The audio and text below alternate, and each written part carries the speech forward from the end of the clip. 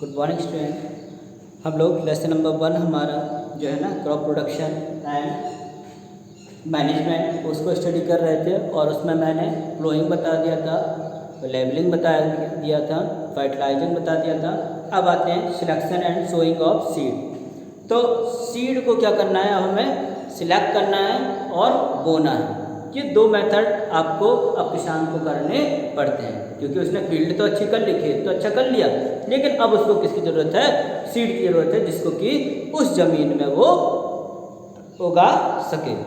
ठीक है, तो इसके लिए वो करता क्या है, सबसे पहले सीड के ऊपर ही डिपेंड रहता है, क्योंकि अगर सीड ही अच्छे नहीं होंगे तो पैदावार उसकी अच्छी कहाँ से हो जाएगी। अगर सीड में कीड़े लगे हुए हैं तो वो सीड किस काम का, किसी काम का नहीं। क्यों? क्योंकि वो बेचारा पहले से ही किसी दूसरे के द्वारा खाया जा चुका है। तो क्या वो ऐसे में अपने आप को सुरक्षित रख सकेगा? क्या वो पैदा हो सकेगा? नहीं हो सकेगा। तो इसके लिए क्या होगा कि किसान जो है उसको ये चेक करना पड़ेगा कि उसका बीज किस हिसाब का है। ठीक है, तो इसके लिए गवर्नमेंट ने क्या किया, एक बॉडी बनाई जिसका नाम क्या है, NSC यानी नेशनल सीड कॉरपोरेशन। ये क्या करती है कि उस बीज को टेस्ट करती है कि ये बीज हमारा किस हिसाब का है, खराब तो नहीं है, या इससे किस हिसाब से हमें पैदावार, किसान को पैदावार मिल सकती है।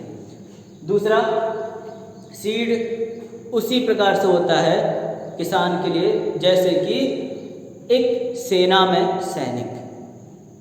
आप लोगों ने देखा होगा कि जो गवर्नमेंट होती है वो सेना में भर्ती के पहले क्या लेती है, टेस्ट लेती है एक। और टेस्ट कैसा, मेंटली भी और फिजिकली भी, ताकि उसे एक ऐसे सैनिक मिले जो कि मेंटली और फिजिकली दोनों रूप से कैसे हो, वो फिट हो।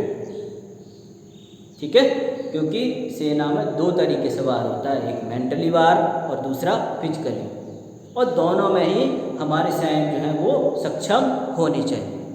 ठीक है, अब इसी प्रकार से किसान को भी बीज के लिए यही काम करना पड़ता है, और सेम उसकी सहायता के लिए कौन है, हमारी जो गवर्नमेंट है उसने एक संस्था को नियुक्त किया है इसके लिए, जिसका नाम है NSC। उसने क्या किया है, कई जगहों पे अपनी लैब को बनवा दिया है, जिसके कारण क्या होता है कि बीजों को वहाँ पे लाया जाता है, वहाँ पे टेस्टिंग की जाती है, और फिर क्या किया जाएगा, उनको वहाँ पे टेस्ट करके किसानों के पास भेज दिया जाता है। फिर किसान क्या करेगा, उन बीजों को क्या करेगा, बोएगा।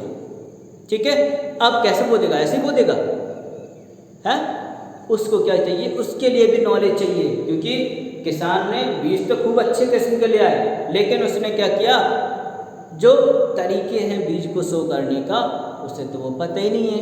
उसने क्या किया, बीज को, सभी बीजों को क्या किया, एक ही जगह बो दिया। लो, ये सब बीज लाया भी और पूरे बिखेर दिया इतने में। क्या वो तुम जानते हो कि क्या ये सब जम जाएंगे बीज? नहीं जमेंगे, क्योंकि बीज को सो करने के लिए भी क्या करना पड़ेगा, उनको एक प्रॉपर डिस्टेंस देनी पड़ेगी, क्योंकि जब तक वो प्रॉपर डिस्टेंस नहीं देंगे तो उनको क्या है, प्रॉपर तरीके से ना ही एयर मिलेगी, ना सन मिलेगा, सनलाइट मिलेगी, और ना ही क्या है, न्यूट्रिएंट्स मिलेंगे, ना ही पानी मिलेगा।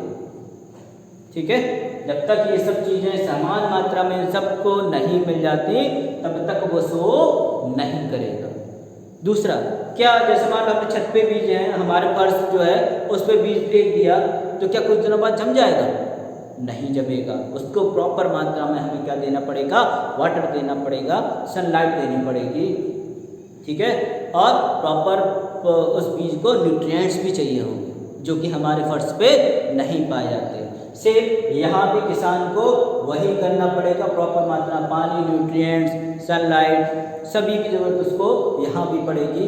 तीसरा, उसको क्या करना पड़ेगा, उन बीजों को प्रॉपर तरीके से सो करने का भी मेथड पता होना चाहिए, कि बीज को ऊपर रखें या नीचे, ज़मीन के नीचे लगा दें, या एक ऐसी जगह पे डेप्थ पे लगाएं कि उसको सभी चीज़ें आराम से उपलब्ध हो जाएं बीज को। ठीक है, तो उसे ये सब तकनीकें भी पता होनी चाहिए, तभी क्या होगा, वो बीज जो होगा वो अच्छी तरह से उगेगा। ठीक है, और उचित मात्रा में वो प्रोडक्शन पैदावार करेगा। ठीक है, चलिए देखते हैं बुक में। तो after the seed have been selected, जब सीड को सिलेक्ट कर लिया, they need to sown the field, उन्हें क्या है, फील्ड में अब सोन करने की ज़रूरत यानी उगाने की ज़रूरत पड़ेगी, बोने की ज़रूरत पड़ेगी। सोइंग इज द प्रोसेस, एक ऐसी प्रोसेस है जिसमें कि सीड को क्या किया जाता है, प्लांट किया जाता है, यानी एक जगह पे उगा दिया गया। The following points must be kept in mind while sowing seed, तो कुछ पॉइंट है जिनको कि माइंड में रखने चाहिए। देखो पहले तो क्या है, सीड को क्या है, प्रॉपर डिस्टेंस चाहिए है ग्रो करने के लिए। दूसरा, ओवरक्राउड, यानी एक ही जगह पे सब बीजों को नहीं रखना चाहिए, क्योंकि अगर एक ही जगह पे हम बीजों को रख रहे हैं तो क्या होगा, मान लो ये पौधा पहले जम गया, ठीक है, और उसके बगल में ही दूसरा पौधा जो है वो ग्रो हो गया। ठीक है, इसकी पत्तियां ये हैं, ठीक, और दूसरा वाला पौधा बेचारा छोटा ही रह गया। ठीक, तो होगा क्या, देखो यहाँ पे ये छोटा वाले पौधे को कैसे हार्मफुल करेगा ये बड़ा वाला। ठीक है, इसने क्या किया कि इसकी जो रूट थी वो क्या है, यहाँ टकराने लगी, ठीक, छोटे वाले को, क्योंकि ये जब बड़ा है तो इसकी रूट भी कैसे होंगी, बड़े होंगे, तो ये ज़्यादा मात्रा में पानी को एब्जॉर्ब करेगा। जब ज़्यादा मात्रा में पानी को एब्जॉर्ब करेगा तो क्या होगा, इसको बेचारे को पानी कम मिलेगा। ठीक है, जब कम मिलेगा तो ऑब्वियसली ये धीमे धीमे कैसे हो जाएगा, कमजोर हो जाएगा। दूसरा, अब क्या है, इसकी जो पत्तियां हैं उसने क्या किया, इसकी सनलाइट को भी ढक लिया, तो जब बेचारे को सनलाइट नहीं मिलेगी तो क्या होगा, बेचारे को भोजन नहीं मिल पाएगा। क्या नहीं मिल पाएगा, भोजन। ठीक है, अब जब भोजन नहीं मिलेगा तो बेचारा क्या होगा, एक तो यहाँ से भी मार खा रहा था और यहाँ से भी मार खा गया। ठीक, तो इस हिसाब से क्या होगा, बेचारा ये कुछ दिनों बाद अपने आप ही मर जाएगा। ठीक, इसलिए क्या है, सीड को हमेशा सोन करो तो एक निश्चित डिस्टेंस की बात करो, एक यहाँ तो फिर एक यहाँ। ठीक है ना, तो क्या है, प्रॉपर डिस्टेंस होनी चाहिए, और हमें सीड को सोन करने का तरीका भी पता होना चाहिए कि ना ही ये ऊपर उगते हैं ना ही जमीन के नीचे उगते हैं। ये क्या है, एक ऐसी जगह पे शो करिए जहाँ पे उसको पर्याप्त मात्रा में पानी, मिनरल्स और एयर और ऊपर से सनलाइट भी मिलती रहे, जिससे कि ये क्या है, ग्रो हो सके। ओके, फिर दूसरा है बात मैनुअल सोइंग। देखो मैनुअल सोइंग में होता क्या है कि आदमी क्या करता है, यानी जो किसान होता है वो या तो स्कैटरिंग मेथड अपनाता है कि बीज लिए और खेतों में सीधे ऐसे ऐसे करके बिखेर दिए। तो उससे होता क्या है कि कई बार ऐसे होते हैं कि 2-4 बीज जो होते हैं वो एक ही जगह पर गिर जाते हैं। ठीक, जब एक ही जगह पर गिर जाएंगे तो क्या होगा, ऑब्वियसली होगा क्या कि जो किसान होगा उसकी पैदावार में क्या होगी, कमी आएगी, क्योंकि 2-3 बीज एक साथ गिर गए तो वो बेचारे जमेंगे थोड़ी ना, वो तो आपस में कंपटीशन करेंगे कि हम पहले खाएंगे, हम पहले खाएंगे। ठीक, दूसरा एक और मेथड वो अपनाता है कि या तो वो खुद ही क्या है, जमीन को खोदता जाए फिर बीज डालता जाए, फिर यहाँ तरफ बीज खोदे, जो मिट्टी है उसको खोदे तो वहाँ बीज उगाए। तो ये क्या है, ये टाइम टेकिंग प्रोसेस है। इसमें किसान बो तो सही देगा लेकिन उसको कई सारे दिन लग जाएंगे बोने के लिए, क्योंकि एक बीज नहीं बोना, उसे पूरे खेत में बोना है। ठीक है, तो ये क्या है, एक टाइम टेकिंग प्रोसेस है, समय ज़्यादा नुकसान हो रहा है, मेहनत भी बहुत हो रही है किसान की, इस वजह से ये क्या है, बहुत दिक्कत देने वाली है। इसलिए अब क्या है, जो नई तकनीक आ गई है, use a seed drill, seed drill का यूज़ करें।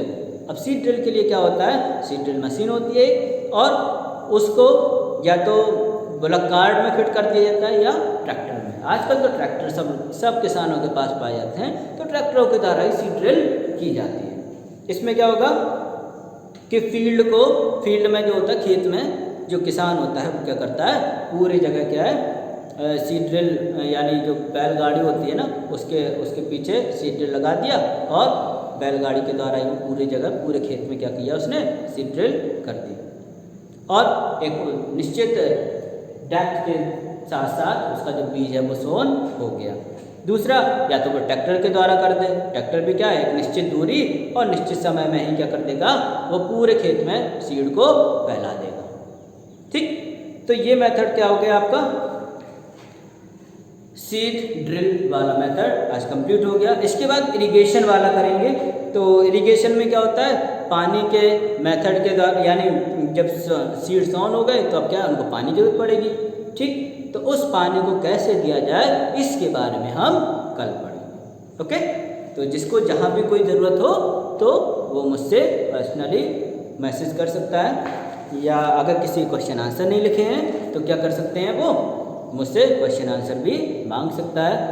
ठीक, एक्सरसाइज आप लोग लर्न कर ही रहे होंगे। Okay, thank you.